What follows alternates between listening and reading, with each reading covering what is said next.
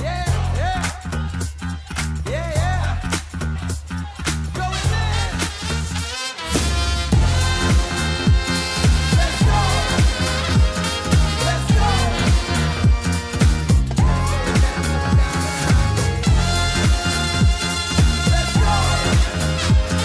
Let's go. Let's go.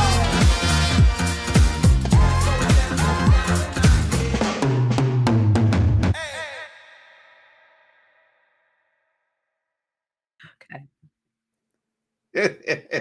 All right, we're here. We're here. It is Monday, April 1st, April Fool's Day. Hi, everybody. It's good to start a show with a smile, Amani, isn't I it? love it. Keep doing that every week. Keep doing I know. it. Yeah. Yeah. I think we have to be honest. So every single week, like right before the show starts, I'm always gabbing it up with our guests because we just love all of our guests. And Amani's always like, Mandy, you got to be quiet. We're about to go live. Or Mandy, I need to put you on mute. And it just happened again. So that's why we're always starting with the laughing because I'm getting yelled at for talking too much all the time. Erica Brunke, hello. You're in the chat there. Thank you for tuning Erica, in. we love Erica. Yes. I always tell Mandy, okay, I'm going to take you off mute. No cursing. Well, good luck with that. Then Amani blushes. Exactly, right now. So, Amani, I have to ask you, it's April Fool's Yes. Day. What do you do any jokes? What's your experience with April Fool's? Has anybody played any jokes on you this year or in the past? The April Fools.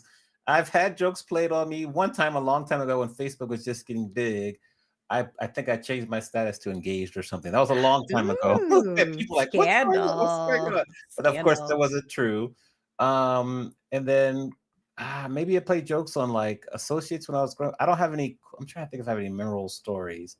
Nothing particular, but I do know that you like to play jokes on Scoot. What have you got planned for him today? Well, it's a thing. I love it. April Fool's Day is like my Super Bowl. I'm a total prankster. I grew up in a family of pranksters. And when I was in an office, it was so fun because everybody pranked each other.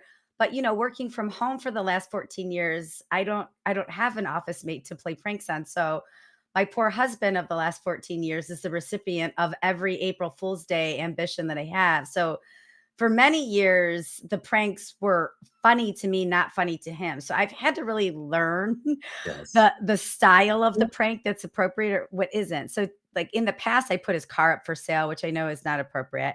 But it was funny because it was a brand new car that he agonized over buying. And then people were calling and I put it for sale for like a third of the price, which infuriated him, right? There was like a little sign in his door. People were calling him. He didn't like that. Anyways, I've learned my lesson that those are disruptive. Those are not okay. But today I did something very subtle. I walked around the house and I flipped a couple pieces of art upside down. And two of them were in his room. One of them was in the hallway on the way to his office. The other's in the family room.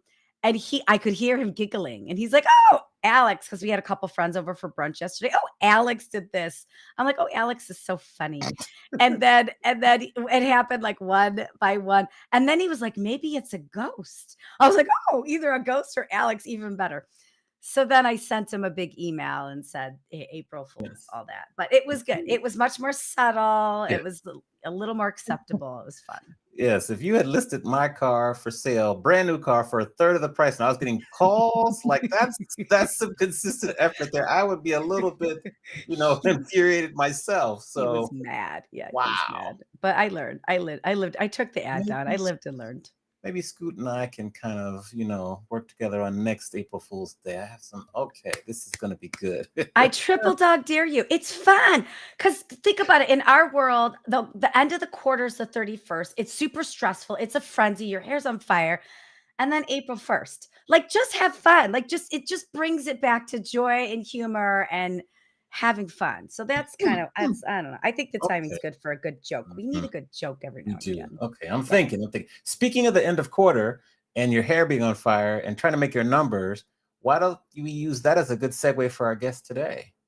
I think that's great. I think that's a great segue because we have a senior Yeah. sales leader in one of the top hotel companies. She's a leader to many Hilton humans, 25 plus year dedicated member, board of trustees for MPI, involved in sites, involved in PCMA, and she's amazing with the intermediary group, which is how I know her. Although I realized I met her before I was an intermediary, and I can't tell you the number of people I've talked to that have so many kind things to say, but have also said how she has lifted them up in their hotel career, lifted them up to be better, not just salespeople, but better humans. So it's with great honor that we bring Kim Napolitano to the stage today. Yes. So here's Kim on your screen. Round of applause. We hear it. Yes. We love it. Hi, Kim. Hey, How hey, are you? hey. Thank you for being with us. We're excited to have you here. I think I'm going to let Mandy start us off because she loves to go to the Wayback Machine, but she always tell me, "Oh, Amani, build more rapport when they bring the guests on." So I'm going to let Mandy exemplify that. Tell a story, Mandy, and lead us into our conversation. Well, I actually, it's so funny. I do want to go back to the Wayback Machine really quick. So, Kim, you have such a storied career and you've done so many awesome things. I do want to go back to the Hilton McLean Tyson Center because I think that was your very first hotel job. Is that right? Like front office supervisor? Is that what you It did? was. I love the front desk, being able to greet everyone and being the ambassador as people are checking in or checking out, regardless of hour of shift. It was so much fun to be able to engage with our customers in such a thoughtful way, which is welcoming them to my house, to Hilton. I love, and I can't think of a better ambassador than you. So, like, my question is being at that job, how did you Yeah. go from being in the front office to going into sales? Because I feel like there's a leadership story in there. And then I have a couple follow ups to that. Great. Well, like anyone who's worked in the front office, you would always see the salespeople run in, probably right around breakfast time, asking for a show key. And then they'd come in at lunchtime asking for the show key.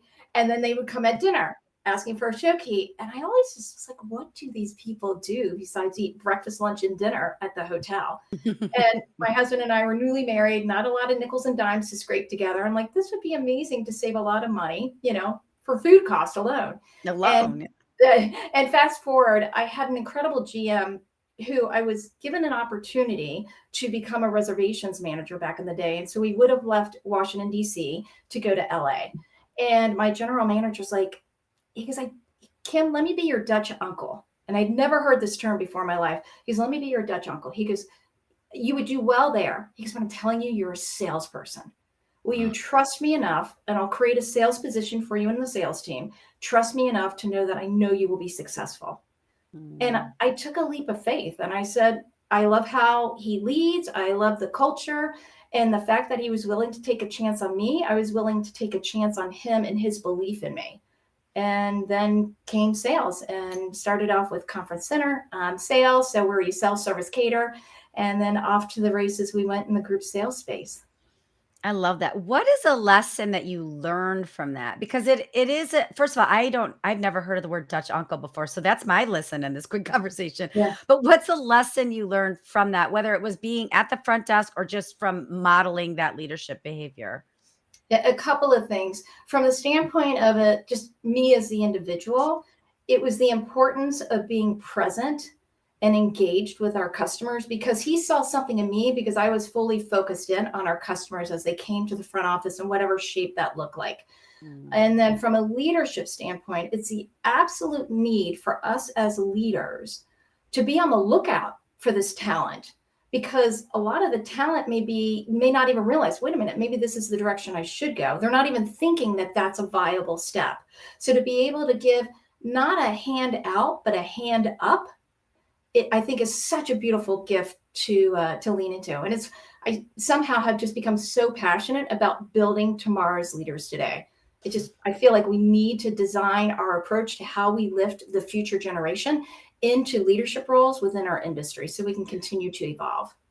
I love that. And I think so many leaders right now are so busy and they're rushing around from meeting to meeting and they're not paying attention. And there's no fault to them, right? But I think it's just a good reminder to pay attention to the talent that's around you. It may not be the talent that you think it is, right?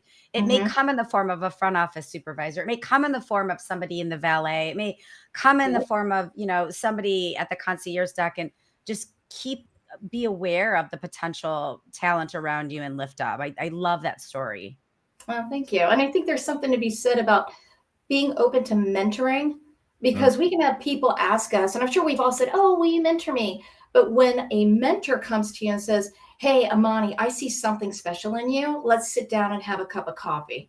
I would tell anyone who gets that call, do not hesitate to accept the invitation, maybe do a little research on the person and come with a very a very curious mindset, and lean into this opportunity, because I feel like it's when the mentor is picking their mentee, that to me is when the sweetness is really taking place to elevate that individual. So I got Agree. two Yeah. follow-up questions for what you shared. First of all, I want to say hello to Sophia Ronaldo. Thank you for tuning in. We see you in the chat there. Sophia, Boston Thank you very Sophia. much. We love her. Yes. Now, you mentioned how you really are passionate about developing kind of tomorrow's talent for our industry. In the past, let's say 3 or 4 or 5 years, we've seen the talent from our industry. It's harder to find talent because of the reputation of long hours, low wages. It takes you a long time to get promoted. As a professor at Cal State Fulton, I hear this all the time. Mhm. What's your response to that? Well, I look at it like this. We are in the position to change all industries.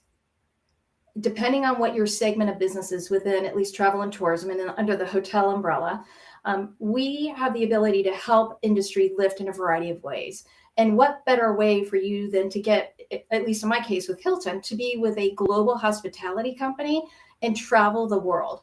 It's not going to happen overnight. You can't expect to graduate college and then boom, I'm going to be a C-suite position. You have to prove yourself. But after a 31-year career with Hilton, I have been able to be able to travel the world. And these are things I've always wanted to do, but with the support of Hilton, and to be able to put 3 kids through college and have a nice roof over the head and go on great vacations. And, it's kind of like living the millionaire's life, but maybe not at a millionaire budget. So there's a lot to be said about this. I like that. I like that. Now, I'm so impressed and in admiration of your volunteer activities. You are currently you're working with MPI, which we're going to talk about, ASAE, SITE, GBTA, PCFA. How do you manage being active on the 5 major associations in our industry? Well, it's time management skills. It plays a little bit of it. And understanding what you can give and what you can't. So being very upfront about either boundaries or restrictions. And quite frankly, because I oversee our intermediary team as well. So it's having an incredible team that I get to work alongside, knowing that they're doing what they need to do. And I can lean into the industry relations space, again, up-leveling Hilton's voice on different stages around the world. Yeah, yeah. So as part of the global board of trustees for MPI, Mhm. first of all, are you going to be in Louisville, Kentucky? I'll see you there. I'm looking forward to it. We'll have to get you on the digital broadcast, interview you there, because that's what I'm working on. So that's good. Because you've been part of MPI for a long time, 25 years. What impact has that membership and volunteerism been on your career? Mm.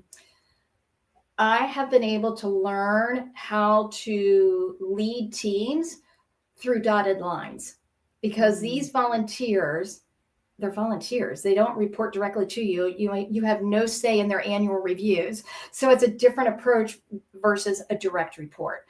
So to me, it's about persuasive communication, learning that, getting some tools in the toolbox to help you tell your story to, as you are trying to inspire your team, that your inspiration helps motivate them to do what needs to be done. But it can't be achieved if they don't understand what your purpose is and where you're trying to lead the organization, or in this case, MPI, to help grow and evolve their mission, which Amani, I'm sure you know this, like Paul says this quite often, when we meet, we change the world. Yeah. It's so powerful. I mean, what a great noble purpose for an organization to, again, help uplift all industries, not just meetings and events. Amazing. Yes, yes. Mandy, back to you. Well, I want to piggyback on something that you just said about time management. You know, great salespeople have great time management skills, but I think everybody's always working on practicing new ones. So, what are 2 or 3 tactics that you use that you can't live without, or that are super helpful for you? It starts with one single calendar. I don't have a personal calendar and I don't have a work calendar.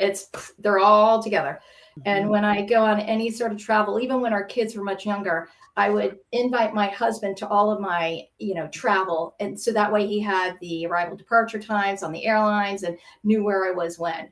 And then all of the kids' activities would go on the same calendar. So you just need to mark out clearly when you need to be blocked versus where it's just more, it's holding space so you know what's happening when. So something was going on with the children, but I still knew I was going to be in the office during those work hours. I would just have it on my calendar, but I would leave it free. So I knew where I needed to be when. One single calendar. Love that. Somebody just asked, I did a time management class last week and somebody asked, how many calendars? I'm like, I just use one. And it's good to know other people just use, I don't know how other people use multiple calendars. That's confusing to me. One single calendar with some color codes, maybe. Yes. And I love a good color code. And and I've learned through the many years of saying, how do I maintain and how do I stay on top of things? The first thing I tackle in the morning is probably my biggest project, whatever it is for that day. And then you go to the next smaller size project, and then you go to the little stuff. We learned this in a training many years ago, but taking your big rocks and then your little rocks and then filling the rest in with the gravel, because the gravel will always fill in. But if we're always in, for example, the space of your email, are you being as productive as you really could on driving different initiatives within the company? And so we have to be mindful about how are we spending time. And we had a conversation, a training program with some of our other leaders.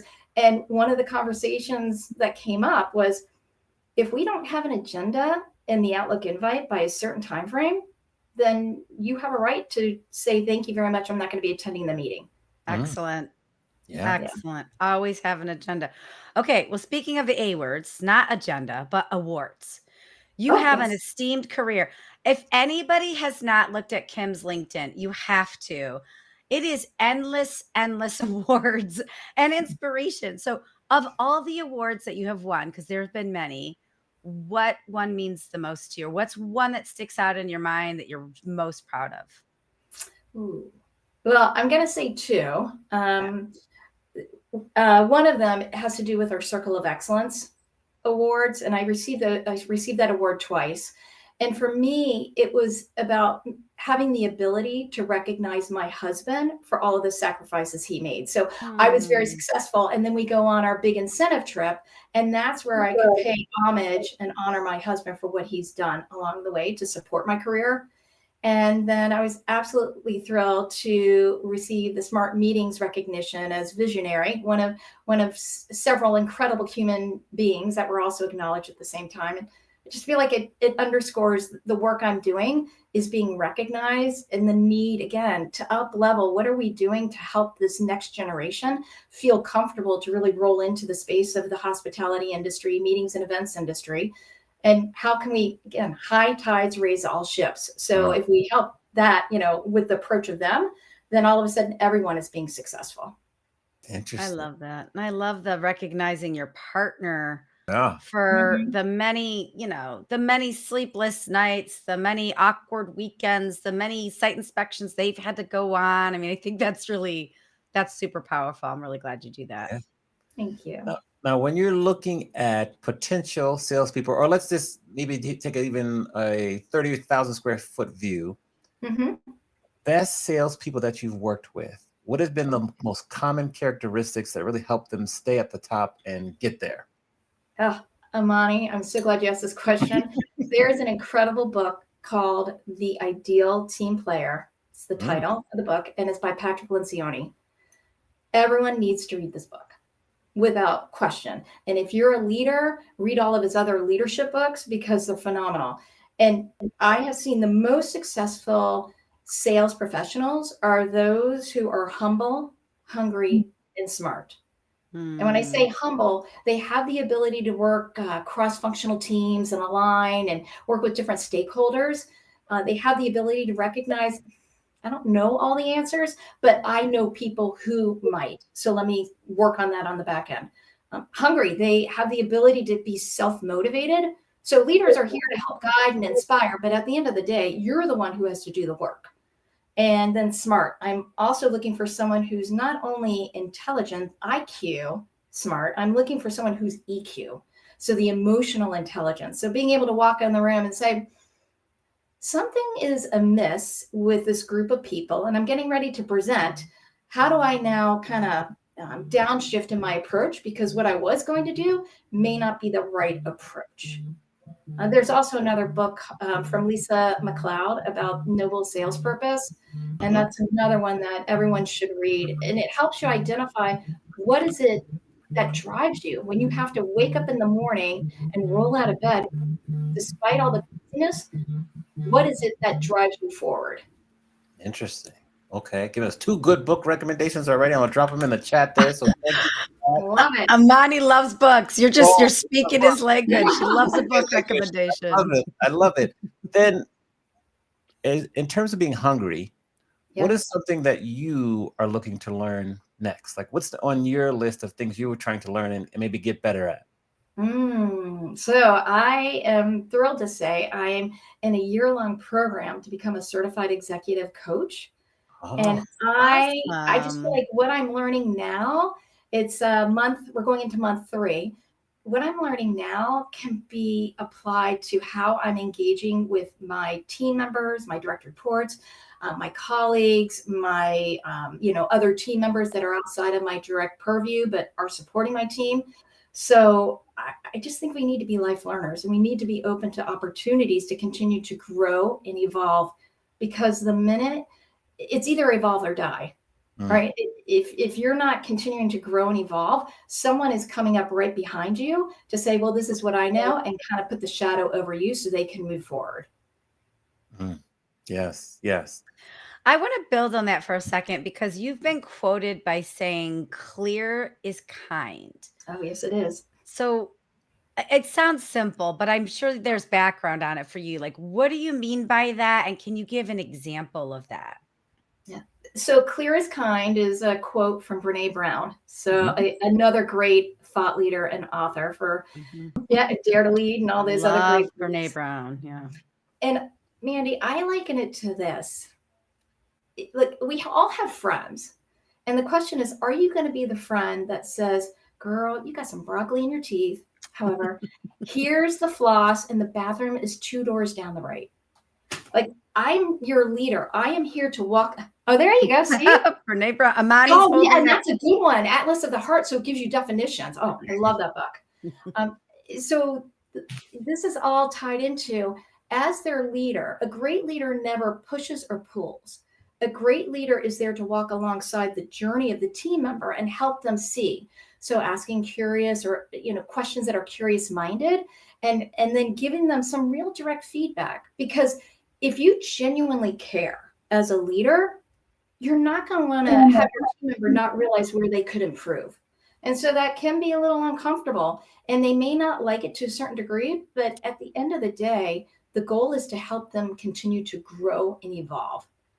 I feel like there are a lot of leaders out there that may just be a little bit, oh, it's so uncomfortable. It's so uncomfortable.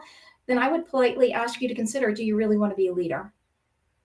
Because how is that lifting the industry if you're afraid to have those direct conversations? But you can have those conversations with compassion, with care. I call it compassionate honesty. And my team knows to expect that. And again, my whole thing is, how do you present or create an environment where it's psychologically safe? Yeah. And between externally with customers and internally with staff, you have a ton of gratifying conversations and a ton of difficult conversations. So, what advice do you have out there for maybe an emerging leader who's just starting out in their leadership career? Maybe they've been doing what they've been doing for a while, but they're a new leader. What advice do you have for them to have difficult conversations? How do they start? What do they do? I would say the first thing you need to do is, as you're preparing for the conversation, bring that person to your mind's eye and then just write all the judgments you have about them. And this is called a clearing exercise, because you want to move that off the table. And then you want to think about, how do you want to present the information in a very factual, right? We need to consider, is this interpretation or is this fact? Because we will listen to fact, but if it's your interpretation, that's a different conversation. And that gets into the place of judgment. So if the team member can understand factually, what I noticed was, you said this, you said that, this was the outcome, then let's discuss, what does this look like? Help me to understand the thought process, help me to understand what may be barriers from that are preventing you from achieving XYZ. But I would say, don't rush into the conversation. Be very thoughtful and identify, how do I, as a leader, want to show up in this conversation? So that's the beauty of acknowledging, what are my judgments and my thoughts about that person? Write it out, remove it, and say, okay, how can I show up as a better version of myself? How do I want Mandy, when I have to have this conversation with her, to feel when I'm engaged with her? Am I distracted doing emails and Am I kind of going at her hard? What does that look like? Or am I just saying, Mandy, help me to understand. This is what I understand the situation to be. Do I understand it correctly? Okay, well, tell me more. I want to understand the why, and I want to get you to a place where you are to where we need you to be of XYZ, whatever that looks like. I love the idea of coming to the conversation without judgment and then actually doing the clearing exercise beforehand. I think that a lot of people miss that, and how much more productive is that conversation when you actually do that little exercise beforehand. That's great. Yeah. Great advice. Yeah. Now, to segue, I put the link in the chat about the Hilton GMIT contest. So you want to share really quickly about details for that, and then I'll ask my next question. Yes, so we are thrilled to announce we've launched the contest again. It was very successful last year, about the Meeting That Meant Everything contest in celebration of GMID. And so Hilton.com/GMID contest. And the deadline is April 5th, so it's coming up. But you just go online, click in, you can write your story, or you can do a quick video about the meeting that meant everything for you. And you can actually earn a million points for your organization's next meeting or event. Okay, awesome. Thanks for sharing. It's also on the ticker, so you see it coming across the bottom of your screen. Now, when you're looking at the meetings and events industry today, we'll say April 1st, 2024, what do you feel is the biggest, most pressing issue for our industry, and what ideas do you have for us to solve this issue? Ooh. I would say, and it's funny because I just need the audience to know, there was no prep. Hey, here are the questions we're going to be asking you. I don't understand that. Sorry, everybody. We like a real organic conversation. Well, I was talking to some girlfriends, and I was like, this is going to be great because it's going to be me chatting with some friends. Like, this is a great thing. It's not as structured. Right. To me, there's an opportunity. We've been hearing a lot about neurodiversity and what that means, and it's a very broad topic.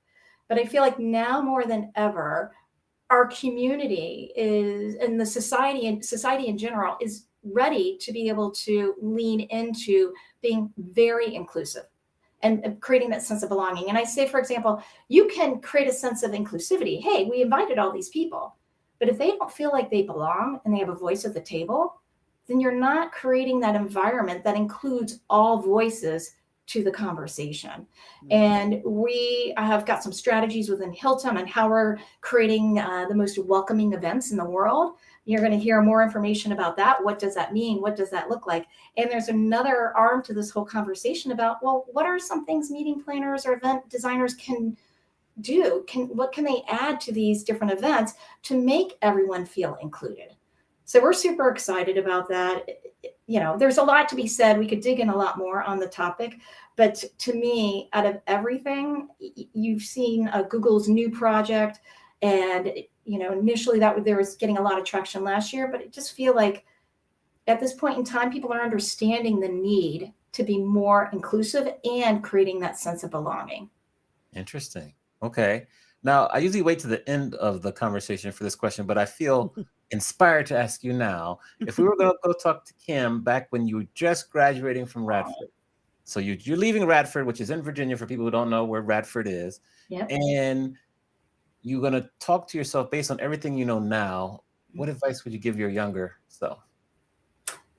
Believe in yourself and don't be afraid. Just take those very uncomfortable steps. Don't kind of be half in it and half out of it. And I say that because, coming out, it was a little bit of trepidation. So I would just say, go large. If you want to travel the world, work for a company, find a job where you can go travel globally. What does that look like? Just don't hold yourself back. And if you cannot believe enough in yourself to do it, make sure you surround yourself with maybe a board of directors for you, your girlfriends, your friends, whatever that looks like, and lean into their support and belief in you. Yes. Great answer. Great answer. Before we get to, because we have a special word associated activity. I've been taking notes as you're talking that we're going to do later. Manny. So Manny's bringing out all the stops for you, Kim. I love it. I'm so inspired. I'll let Candy ask her next few, and then we'll kind of we'll flip the table in a minute and get you to ask us questions. Well, Right.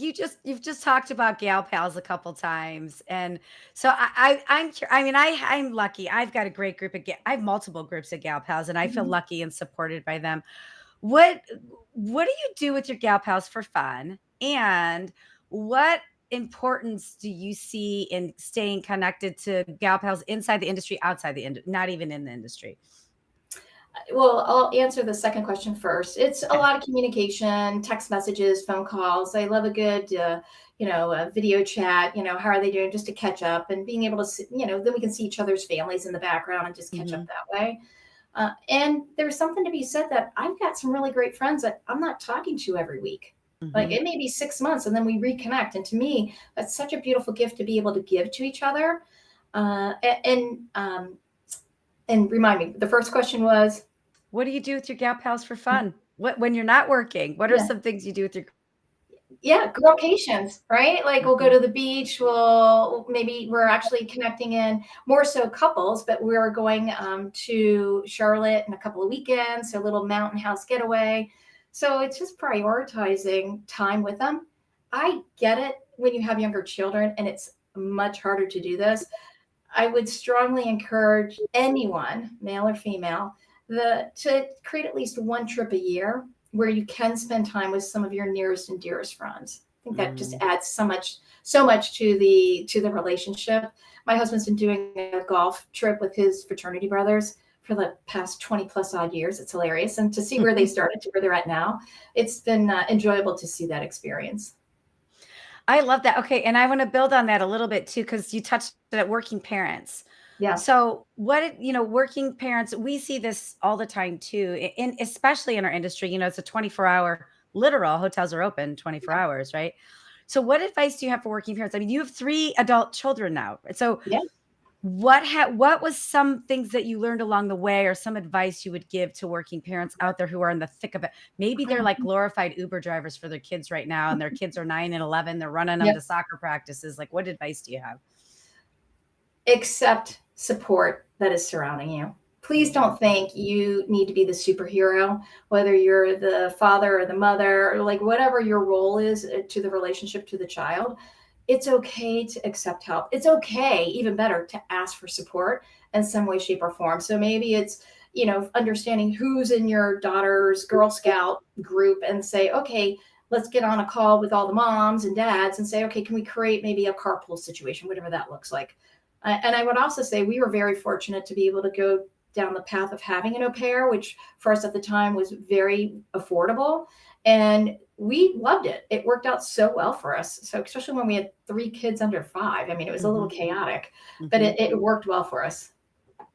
Great advice. Accept support. I do think so many people, especially women, go at it alone Mm, and realizing you ask for help. Just ask yeah, for help. So many people want to pitch in and be a part of the village. So I love that. yeah, Mhm. exactly. Now we've come to the point in the interview where we flip the script and we let you ask both Mandy and myself any question you like. Nothing is off limits. Who would you like to ask a question to first? Amani, I am curious about maybe one of your, I don't know, most embarrassing moments or failures and what you learned from it. Hmm. Most embarrassing moments or failures. So what comes up to my mind first is when I went to DJ school and you go through these 6 classes, and at the 6th class you have to get a 320 out of 400 to pass. You have to do Mhm. a final performance. The final performance did not go well for me. Couldn't get the system to work, so I couldn't get music up. I was shaking, I was nervous, and then you're in front of like 40 of your peers, so everyone knows what's Mhm. going on. So it was quite embarrassing. So as a result, I missed passing the final class by 2 points. And I had a decision to make. When they brought me in, they talked to me. They said, okay, you can decide you want to take the last class over again. It's your choice. Many people just refuse. They just don't come back. They just take their ball and go home. So I had to go home. I'm sure you're familiar with driving in the traffic down the 405 in LA, sitting on thinking about this. Then I had to come back to a networking event that same day and share what my decision was in front of everyone. And it was just embarrassing. But I was able to swallow my pride, check my ego, take the class again, get one of the highest scores ever. So I just learned like resilience, and that was really a launching point for my career. Mm, love that. Thank you. Yes. And Mandy, over to you. I'm curious about what's one of the hardest things you've ever worked on and what was the outcome of it? Ooh, wow. That is a good question. One of the hardest. So just for the audience, we were not given these questions in advance. Okay. One of the hardest things. You know, I will say this. Writing my book was easy. And I'm so proud of that. And I'm writing more. And like that's great. But what nobody tells you is you write the book, but nobody tells you you also have to market the book. And you Mhm. have publishers, you have marketing people, you have PR people, and they all do a great job, but they're also representing so many other authors. And ultimately, it's up to you if you want your book to succeed or not. And I never saw beyond that. I just thought I'd write a book, I'd publish it, my mom would read it. That was it. It didn't like the rest of that didn't occur to me, the whole marketing thing. And I'm a marketer, right? But Mhm. it didn't occur to me. And I had to learn it. I was in a phase in 2021 or 2020 and 2021 where I had to learn so much. I was learning and I kind of felt like God, I'm in my upper 40s. Like, am I done? Not that I'm done learning, but I feel like I'm open to new knowledge, but not this much immense knowledge every day. Like I was learning how to use social media for the first time. I had never really used it for work stuff. I had used it for fun or to stay in touch with my family in Ohio. Mhm. I had never really built micro communities. And when you are releasing a book, it is all about micro communities, sharing that book, reading that book, like the whole launch of a book. I had launched new venues. I had launched new hotels, but I had just never done that. So I think it was the hardest thing I ever did, but the most gratifying because I came out of that with an accidental master's and Mhm. in marketing a book and becoming a bestseller and doing book tours. I didn't know how to do any of that. And I learned, I'm like, oh, so that's how it works. Cause it is big a mystery. You don't know it unless you do Mhm. it. And it was hard. And I was also running my HPN business. I was also doing my coaching and speaking that I've been doing for so many years. And I do remember looking at my husband one time and I was like, I don't know if I can do this. Like I don't know if I'm built for this. It's too much. If I wasn't learning so much on a daily basis, that would be one thing. But like, it wasn't the volume of the work. It was just all the new stuff I was learning in Mhm. addition to like living my normal life. And I come out on the other side and I'm all good and I've got a whole new skill set I didn't have before, but that was hard. I think the gravity of learning all that stuff was very hard. And I think Yeah. there's something to be said that is when we're in these positions of whether it's like the most challenging thing we've had to face, or it's an embarrassing moment, and or it's just this uncomfortable space, what are we learning from those things to be able to carry it forward to continue to grow? So I appreciate the two of you answering so Great thoughtfully. question. Those are Yes. great Question. questions. Yeah. Yeah. Thank you. So before we ask you to do the word association exercise, I want you to please explain to us your opinion on why you feel every leader should have a personal coach. Oh, yes, I really do believe that every leader needs one. And in large part, we don't understand our own blind spots. And this is where if you can get someone who is a certified executive coach or has been coaching for quite some time, they have the skill set to be able to give you the ability to put the mirror in front of you and to say, are you leading in a conscious manner or are you not? And there's another great book, The 15 Commitments of Conscious Leadership. Love the book, love the concept, because I genuinely believe we all come to work wanting to make, wanting to do good jobs and lift our team members up and all the things that a great leader should do. But sometimes we can't get out of our own storyline and the noise in the back of the head. So it's like, how do you quiet all this so you can come into the executive functioning part of your brain and be present in the moment? And that means you can't be thinking about the past and you cannot be thinking about the future. You've got to be in that moment when you're engaging with your team member. Agreed. Wow. And thanks for giving us more book recommendations. I want to say hello to Mercedes Montajillo. I think I'm saying that right. Hi, Mercedes. We love Mercedes. Yes. So thank you for tuning in. Now we have the word association part. We do this with every guest, so you should be honored. We're doing it with you there. We haven't done it in a long time. No, we haven't done it. Also, I don't know. Also, Kim, I didn't know we were doing this. Monty's just bringing this up. So this is fun. Yeah, this is fun on the fly. I like this. Yeah. The first word that comes to mind, or phrase, word or phrase that comes to mind. So the first word I'm going to share with you is leadership. So I need to do a word associated with leadership. Yeah. What comes to mind with that word or phrase? I would say presence. A state of presence. Yes. Hilton. Oh, hospitality. Okay. Radford. Oh, fun moments in my life. Like joy. That's where I met my husband. My boyfriend at the time. A college sweetheart. Yeah. Nice. Great. Sales. Exciting. Yes. Do you find some people view it as not exciting? We have to do a follow-up there. Well, I think I mean, let's dig into this. I think they see it as not a noble career. And to me, I think it is such a noble career because you're providing solutions to people in need. So instead of seeing it as a negative, it really is about providing solutions and options to anyone who is looking for your services. Yeah, it's required. Great explanation. Coaching. Love. I'm having so much fun with it. I love coaching my team, and I do a lot of mentorship in a variety of different organizations, including Hilton, and it's just such a joy to be able to help people grow and evolve. Now, when you're coaching, how do you approach and handle having these hard conversations that eventually will come up? Again, for me, it's about coming from a curious mindset and trying to remove the judgment, which again, the judgment is more about me and what I'm experiencing. So it's more my shadow self coming up. So that's why I have to clear it out and just say, tell me more. Did I understand the situation correctly? And then just continue down the path of not blaming the person, but really trying to acknowledge them and, acknowledging the dignity of them as being a human being and wanting to better understand the situation. Yeah. Excellent. Final word, trust. Necessary. Critical. Okay. Yes. Critical. Mandy, over to you. Go. Critical to foster relationships.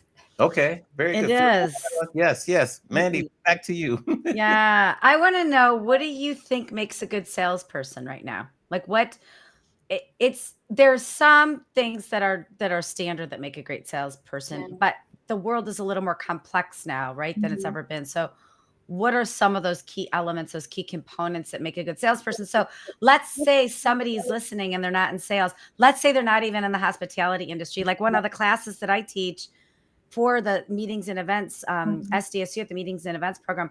Last semester, I had a nurse, a doctor, a lawyer, an executive director. I had people wanting to come into our industry, Yeah. which was so inspiring. It made me so hopeful. So if somebody's listening to this and they're just not in our industry or they're not in sales, like what components make a good salesperson that might make them reconsider their plot as a salesperson?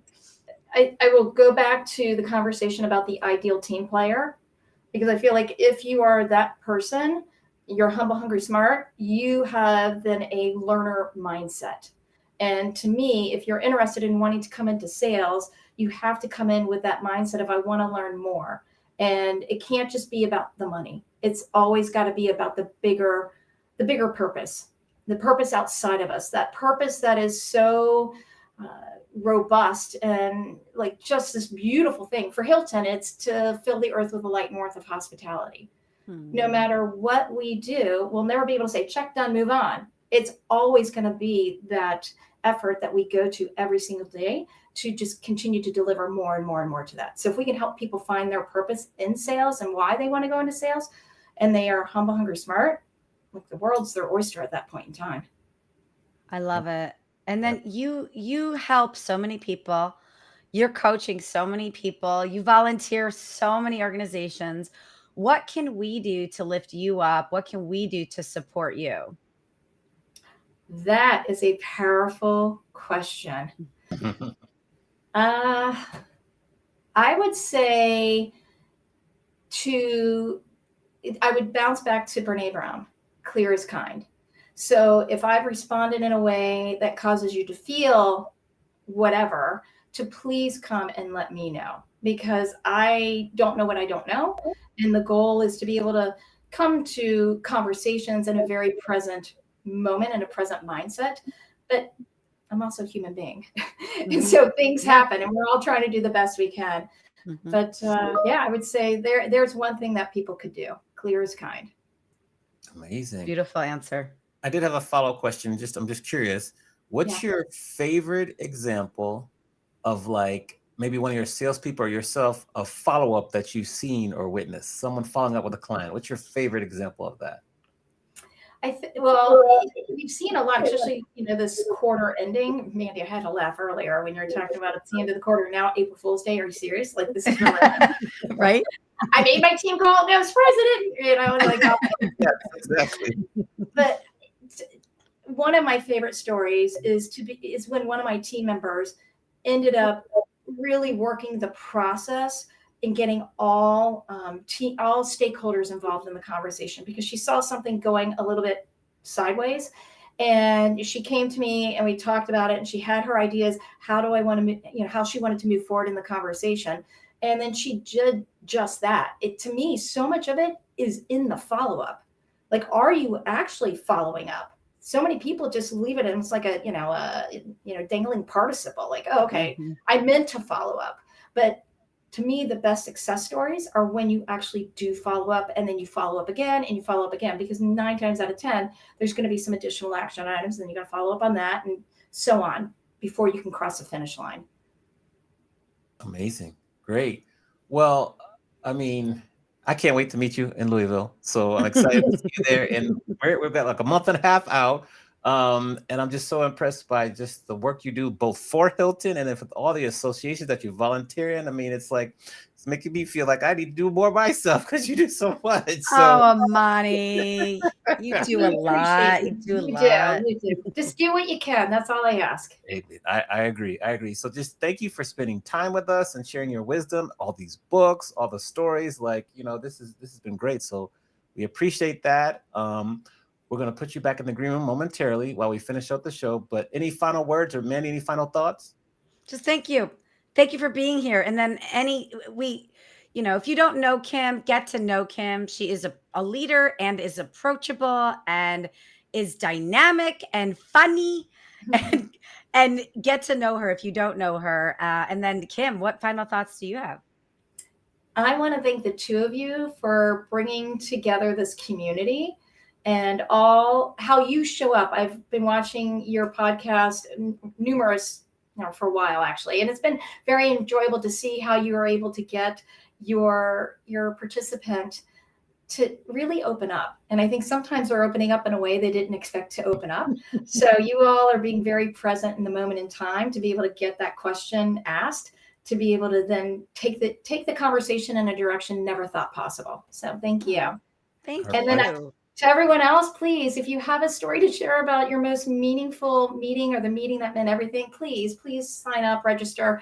We'd love to hear your story to celebrate you in some way, shape, or form. Awesome. Got the link in the chat. Round of applause here for Kim. All right. Yay. Thank you, Kim. In the green room. Amani, I think I'm going to submit a meeting that meant everything at the for the Hilton contest. I'm going to give it a whirl. That All right. looks fun. Yeah, I think I'm going to do it. Okay. I love it. I love it.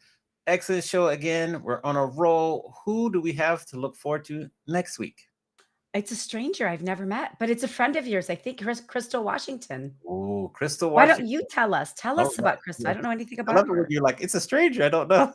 So Crystal Washington, I love Hall strangers. of Fame speaker. She just was inducted to the Speaker Hall of Fame in July of 2023. She's like a futurist. So we're going to talk about like technology, what's happening in the future. Amazing speaker. I just saw her in Albuquerque a couple of weeks ago.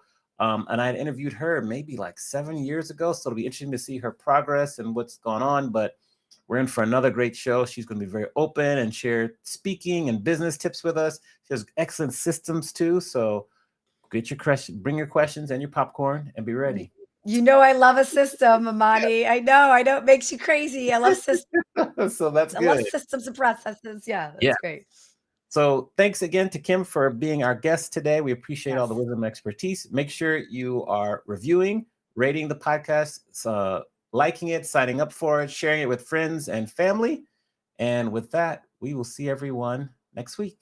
See you next week. And if you're listening today, don't forget, there's still time to play an April Fool's Day joke, a kind one. Still time. A kind one, yes. Okay. Have a good day. Bye. Yeah.